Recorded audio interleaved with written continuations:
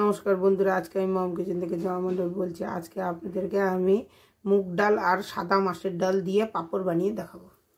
এক বাটির আমি মুগ ডাল নিয়েছি আর সাদা মাছের ডাল গোটা গোটা কাঁচা এই এক বাটি নিয়েছি। 2 বাটি মুগ ডাল, 1 বাটি আর মাছের ডাল 1 বাটি, 2 বাটি ডাল আমি এইভাবে মিক্সির মধ্যে ভালো করে গুঁড়ো করে আটার মতন বানিয়ে নিয়েছি। এটা চেলেও নিয়েছি, এটা একদম। এই গোলমরিচটা আমি উষ্ণ উষ্ণ গরম জলে ভিজিয়ে রেখেছিলাম। এখন এটাও আমি দিয়ে দিব এর মধ্যে।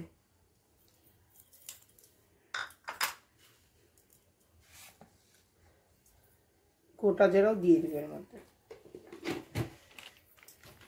আর পাঁপড় খার নাই, তার জন্য আমি অল্প একটু খাবার সোডা দিয়ে দিব, অল্প একটু।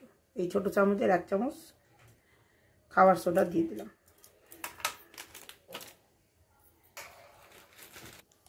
আর অল্প একটু লবণও দিয়ে দিলাম। এখন আমি এটা ভালো করে মিশাই নিব। এর মধ্যে আমি অল্প একটু সাদা তেল নিয়ে নেব। এটা ভালো করে মাখাই নেব। তার মধ্যে আমি অল্প অল্প উষ্ণ উষ্ণ গরম জল দিয়ে শক্ত করে এটা মেখে নেব।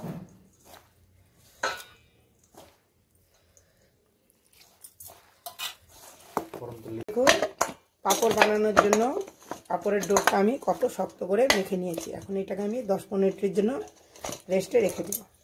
আমি 20 মিনিট হয়ে গেছে, এখন আমি খুলে দেখব। দেখুন, এটাকে এখন আমি 2 ভাগ করে নিব। পুরা শক্ত আছে, 2 ভাগ করে নিয়ে এই কাগজটার উপরে নিয়ে এই শিল নোড়াটা দিয়ে এইভাবে করে বারবার করে এইভাবে শিল নোড়া দিয়ে দাবিয়ে এটাকে আমি নরম করব। 10-15 মিনিট এইভাবে খালি বাড়ি দেব। আমি ওই প্লাস্টিকটাতে হচ্ছে না বললে এই শিল নোড়ার মধ্যে আমি এইভাবে বাড়ি দিয়ে সফট করে নিয়েছি। এখন দেখুন কি সুন্দর সফট হয়েছে। এখন এটাকে আমি এইভাবে সুন্দর করে হাত দিয়ে লম্বা লম্বা করে সব বানিয়ে নেব। পাঁপড়ের ডোটাকে আমি এইভাবে লম্বা লম্বা করে বানিয়ে নিয়েছি। এখন আমি ছোট ছোট করে পাঁপড়ের সাইজে বানিয়ে নেব। ডোটাকে আমি একটু তেল মাখিয়ে নিলাম চাকুটাতে, যাতে লেগে না যায়। এইভাবে করে সব কেটে নেব। একটা প্লাস্টিক নিয়েছি, প্লাস্টিকের মধ্যে এইভাবে তেল দিয়ে আর একটা প্লাস্টিক উপরে নিয়ে আস্তে আস্তে করে ঘুরিয়ে ঘুরে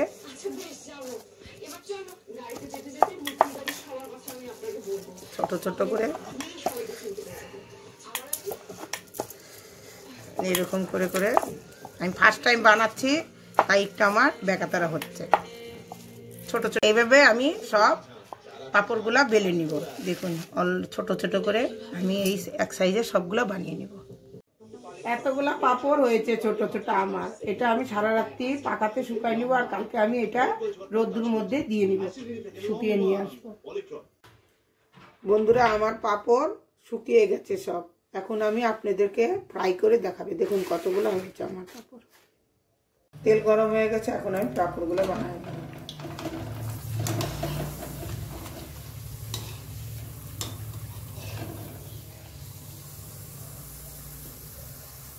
ছোট ছোট করে আমি সব বানিয়ে